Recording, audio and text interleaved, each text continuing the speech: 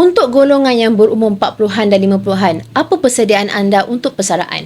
Cadbury SP mengeluarkan kenyataan bahawa rakyat Malaysia memerlukan sekurang-kurangnya 240,000 untuk bersara pada usia 55 tahun secara bermaruah. Mari kita buat kira-kira yang mudah. Jangka hayat rakyat Malaysia secara puratanya adalah sekitar 75 tahun. Bermakna, jika anda bersara pada usia 55 tahun dengan simpanan sebanyak 240,000, 75 tahun tolak 55 tahun bersamaan dengan 20 tahun.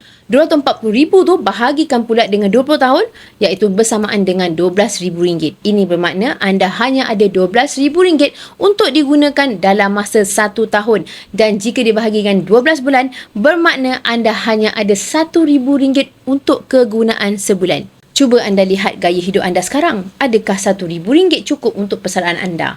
Dan saya pasti nilai RM1,000 tu sekarang dah tak akan sama dengan 20 tahun akan datang.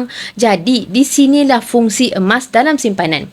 Emas bukanlah pelaburan yang boleh berkembang nilainya dalam simpanan, terutamanya untuk simpanan jangka panjang. Bila anda tukarkan simpanan wang fiat anda ke dalam bentuk logam emas macam ni, anda sebenarnya mengekalkan nilai simpanan anda kerana emas tak terjejas dengan kejatuhan nilai mata wang. Malahan, harga emas akan meningkat seiring dengan kejatuhan nilai mata wang.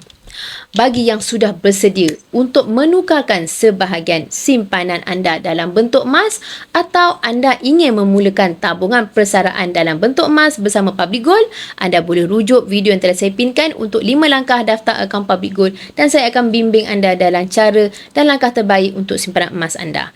Emas, pasport kekayaan kita semua.